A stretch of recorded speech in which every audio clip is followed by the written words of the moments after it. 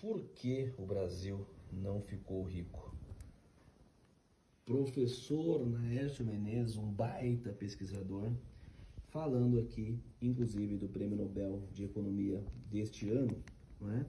E por que o Brasil não ficou rico? Várias situações. Olha aqui, apenas 570 mil pessoas tinham ensino superior em 1970. 570 mil pessoas em 1970 era a elite brasileira que estava na faculdade, não é?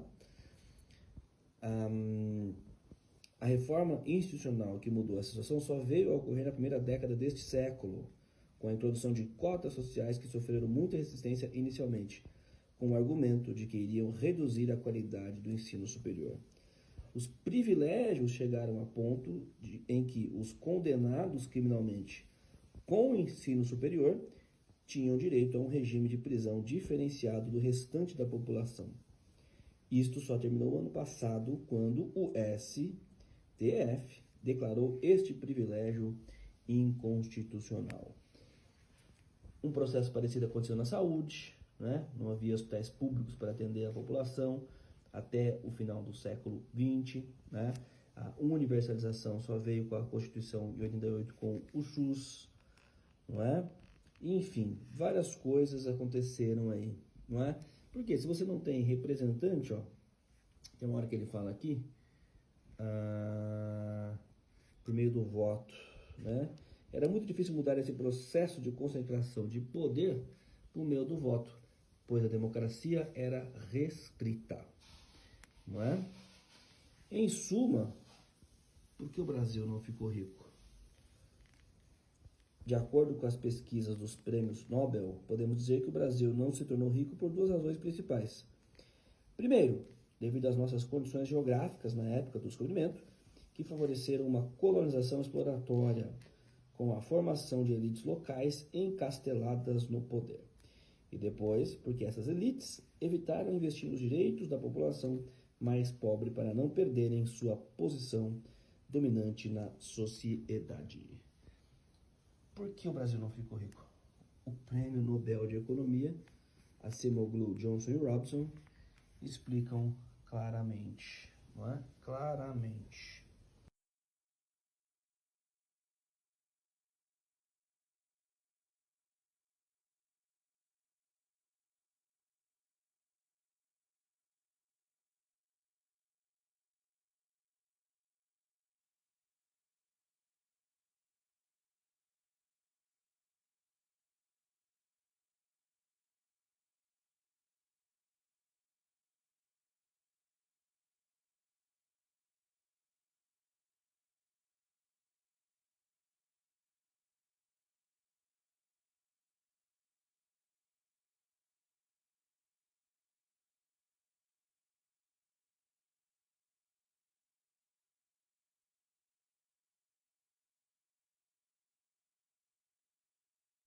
Muito bom esse artigo do professor Naércio, porque o Brasil não ficou rico, não é?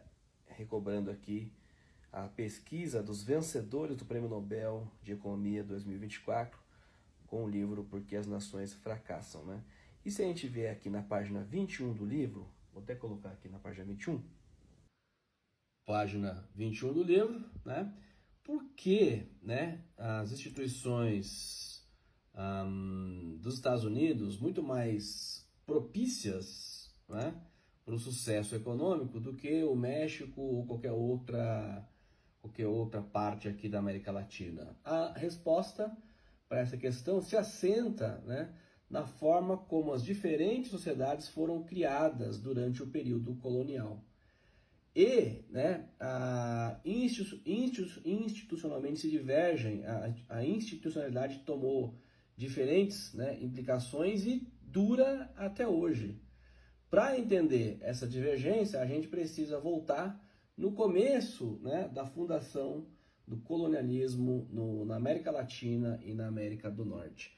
Né? Este é o texto do livro, né, Why Nations Fail, Por que as Nações Fracassam, que explica exatamente por que o Brasil não ficou rico. Esse livro, né, Por que as Nações Fracassam, tem em português, recomendo muito ler. E eu me lembrei ao ler esse trecho aqui, eu me lembrei desse livro aqui do professor Jorge Caldeira, A História da Riqueza do Brasil, né? 5 séculos de costumes e governos, né? E aqui tem um capítulo 39, chamado Nova Lei, Velhos Costumes, né? Nova Lei, Velhos Costumes. E aí tem uma fala aqui, ó, que ele fala: quando as pessoas competentes do mercado organizado, segundo a lógica capitalista, viram que lidavam com um amador atabalhoado, foram arrancando favor atrás de favor, sempre às custas do tesouro e da ignorância do ministro. Ou seja, desde sempre, né, desde sempre, a elite econômica levou vantagem no Brasil e deixou o povo à míngua. Não é? Então é óbvio que sim, está mais do que correto. Por que o Brasil não ficou rico? As razões são essas, né? O nosso passado colonialista e a nossa elite medíocre, que nunca fez nada em prol do povo, que sempre quis o Estado para si próprio. Ué, aonde tem asfalto, aonde tem delegacia, aonde tem hospital? É na periferia? Ou é nos bairros onde tem gente com mais grana? Representatividade política, não é? Como o povo nunca foi representado politicamente, o povo sempre foi escravizado e deixado à míngua, a cidade, o país se desenvolveu em torno dessa elite econômica, que tomou para si o Estado, não é? Não distribuiu a riqueza como deveria, como foi em vários outros países, né?